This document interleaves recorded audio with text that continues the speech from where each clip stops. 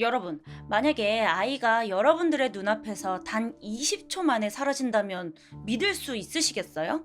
아니, 진짜 말 그대로 20초. 눈 깜짝할 사이에 발소리도 없이 그 자리에서 완전히 사라졌어요. 1989년 3월 7일, 일본 도쿠시마현 한적한 시골 마을에서 4살짜리 남자아이가 실종됩니다. 사건이 벌어진 곳은 외부인의 출입이 거의 없는 작은 마을. 차량 통행도 드물고 평소 낯선 사람이 오갈 일이 거의 없는 곳이었죠. 그런데 바로 그곳에서 부모의 눈앞에서 아이가 감쪽같이 사라집니다. 아버지가 잠시 고개를 돌린 사이 그 불과 20초 만에 어디에도 없는 존재가 되어버린 아이. 이게 말이 될까요? 무엇보다 이 사건은 일본 3대 미제 실종 사건 중 하나로 기록될 만큼 지금까지도 아무런 단서가 발견되지 않았다는 게 문제예요. 뺑소니였을까요?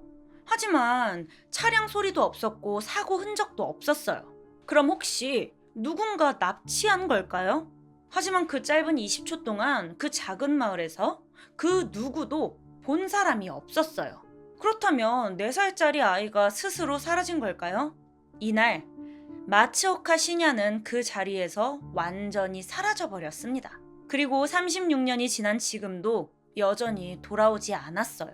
여러분, 시냐는요 그냥 평범한 4살짜리 남자아이였어요. 밥 먹는 거 좋아하고 뛰어노는 거 좋아하고 엄마 아빠한테 장난치는 거 좋아하는 그런 아이예요. 그날 시냐의 가족은 멀리 도쿠시마현으로 떠났어요. 어머니, 아버지, 시냐, 그리고 2살 터울의 동생. 이유는 외할머니의 장례식이 있기 때문이었어요. 어른들에게는 슬픈 자리였지만 시냐에게는 그저 새로운 곳으로의 여행이었을지도 몰라요. 창가에 바짝 붙어서 지나가는 풍경을 바라보면서 우와! 바다다! 엄마! 나 어디 가는 거야? 이렇게 연신 들뜬 목소리로 말하던 아이. 그렇게 도착한 곳은 도쿠시마의 외가. 장례식이 끝난 후 시냐 가족은 친척집에서 하룻밤을 보냅니다. 그리고 이때 시냐는 평소보다 더 유난히 밝았어요. 마당에서 뛰어다니면서 처음 본 친척들에게도 먼저 다가가 말을 걸고 엄마, 나 여기 너무 좋아! 계속 그렇게 말하던 아이. 그날따라 시냐는 너무 행복해 보였습니다. 그리고 다음날 아침, 시냐는 흔적도 없이 사라져요. 1989년 3월 7일 아침, 시냐의 가족은 아침 식사를 마친 뒤 가볍게 집 근처를 산책했어요. 멀리 나간 것도 아니었어요. 집 앞에서 고작 10분 남짓. 아이들이 뛰놀다가 돌아오는 그야말로 아무 일도 일어날 것 같지 않은 평범한 시간이었죠. 산책을 마친 가족들은 친척집으로 돌아왔어요. 집 현관까지는 10m 정도의 짧은 돌계단이 있었어요. 아버지 마사노부는 막내 아들을 안고 먼저 집 안으로 들어갑니다. 그때까지 시냐는 분명 현관 앞에 서 있었어요. 작은 신발을 신고 마당을 향해 서 있던 아이. 그런데 시냐가 뒤를 돌아보면서 말합니다. 다녀올게! 불과 20초 후 아버지가 다시 현관 밖으로 나왔을 때 그 자리에는 아무도 없었습니다. 시냐가 사라진 거예요. 시냐야! 시냐! 어디 갔니? 아버지는 현관 앞을 둘러봤어요. 마당도 내다보고요. 혹시 계단 아래로 내려갔나 싶어 골목까지 뛰어가 보기도 했어요. 그런데 그 어디에도 없었습니다. 문을 열고 들어온 순간까지 분명 그 자리에 있던 아이가 고작 20초 만에 완전히 사라진 거예요. 울음소리도 없었고 발자국도 없었고 누군가 끌고 가는 인기척조차 없었어요. 마치 공기처럼 사라져버렸습니다. 시냐가 사라진 직후 가족들은 패닉에 빠졌어요.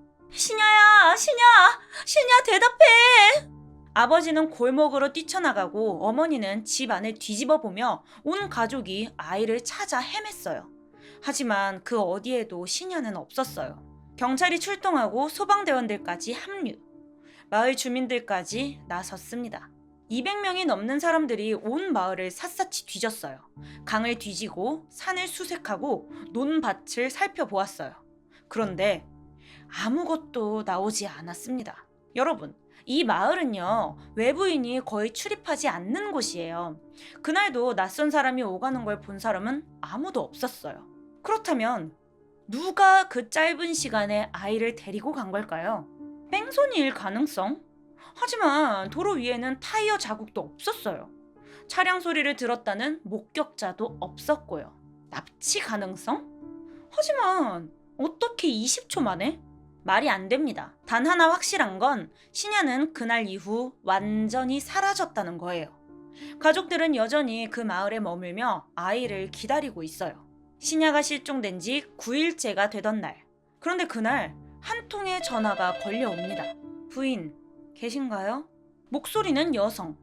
그리고 이 지역의 사투리를 쓰고 있었어요. 자신을 세이케이 유치원 학부형이라고 소개한 이 여성. 위문금을 전달하고 싶다며 가족의 귀향 날짜를 물었어요. 어머니 케이코는 별 의심 없이 대답했죠.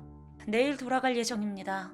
그런데 말이에요. 이 전화를 받고 난 후 가족들은 뭔가 이상하다는 걸 깨달았어요. 이상한 점 하나, 세이케이 유치원? 맞아요. 신야가 다니던 유치원이었어요. 그런데 그곳에서 위문금을 모았다는 소식은 없었어요. 이상한 점 두 번째, 전화를 건 여성은 나카하라 마리코의 어머니입니다.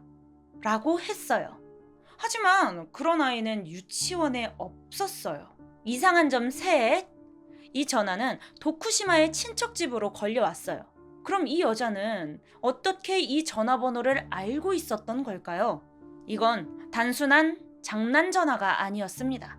마치 신야 가족의 움직임을 파악하려는 듯한 전화. 혹시 범인은 이 전화로 가족의 귀향 날짜를 확인하려 했던 걸까요? 그렇다면 이 전화는 신야의 실종 사건의 가장 중요한 단서였던 걸까요? 2018년 1월 31일 일본 TBS 방송에서 한 남성이 공개되었어요. 그의 이름은 와다 류코. 나이는 25살. 그는 기억을 잃었다고 주장했어요. 그런데 그의 사연이 충격적이에요. 와다 류코는 저는 4살 때부터 17년 동안 감금당했습니다.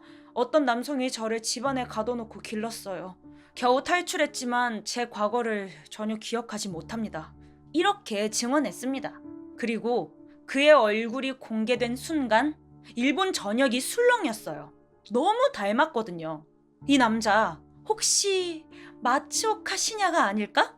SNS에서는 눈매가 똑같아.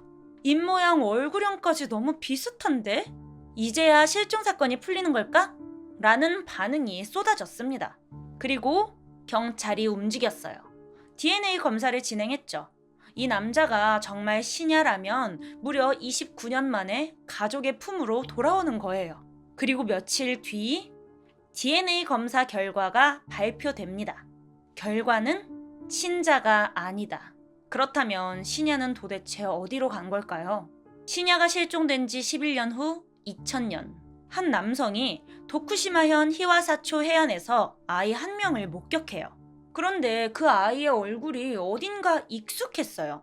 4살쯤 돼 보이는 남자아이였어요. 그런데 아이를 안고 있던 남성이 뭔가 이상했습니다. 일반적인 부모 같지 않았습니다. 부모라면 아이에게 말을 걸고 어루만지고 자연스럽게 행동했겠죠? 그런데 이 남자는 달랐습니다. 아이를 감싸듯 꼭 안고 있었고 사람들의 시선을 피하려는 듯 고개를 숙인 채 서둘러 어디론가 향했어요. 목격자가 가까이 다가가자 남성은 갑자기 걸음을 재촉했어요. 그리고 근처에 세워둔 흰색 자동차에 아이를 태우고 급하게 사라졌어요. 그때 목격자는 직감했습니다. 이거 뭔가 이상하다. 그리고 며칠 후 그는 시냐 실종 사건을 떠올리게 돼요. 그리고 사건의 파일을 찾아보던 그는 시냐의 사진을 보고 소름이 돋았어요. 제가 본 아이 시냐랑 너무 닮았어요. 그렇다면 시냐는 그날 이후 누군가에 의해 길러지고 있었던 걸까요? 아니면 더 이상 세상에 존재하지 않는 걸까요? 그날 이후 시냐를 본 사람은 아무도 없었어요. 그렇다면 누가, 왜, 어떻게 시냐를 데리고 간 걸까요? 첫 번째 가설, 뺑소니 사고. 하지만 사고 흔적이 없었죠. 타이어 자국도 차량 소리도 없었어요. 그 짧은 순간 차가 다녀갔다는 걸 본 사람은 없었죠. 두 번째, 납치 가능성. 그런데 그 조용한 시골 마을에서 단 20초 만에 아무 소리도 없이 누군가 신야를 데려왔다면 어떻게 그 짧은 시간 안에 실행했을까요? 마지막, 실족 사고. 혹시 신야가 스스로 어디론가 가다가 넘어졌다거나 길을 잃었을 가능성은 없을까? 하지만 경찰, 소방대, 마을 주민까지 약 200명이 넘는 인원이 산과 강을 샅샅이 뒤졌어요. 그런데도 신야의 흔적은 단 하나도 발견되지 않았죠. 그리고 사건 발생 9일 후 걸려온 수상한 전화. 존재하지 않는 학부형, 존재하지 않는 위문금. 이 전화의 목적은 단 하나. 신야 가족이 언제 집으로 돌아가는지 확인하는 것. 그렇다면 전화를 건 사람은 과연 누구였을까요? 그리고 29년 후 신야를 닮은 한 남성이 나타났습니다. 사람들은 그를 신야라고 믿었죠. 하지만 DNA 검사 결과 친자가 아니었어요. 그렇다면 진짜 신야는 어디에 있는 걸까요? 그날 이후 어디에도 없고 아무도 모르는 아이. 지금까지 1989년 일본 최악의 미스터리 신야군 실종 사건 이야기였습니다. 지금 구독하지 않으면 더 중요한 사건들을 놓칠지도 몰라요. 바로 구독하고 확인하세요.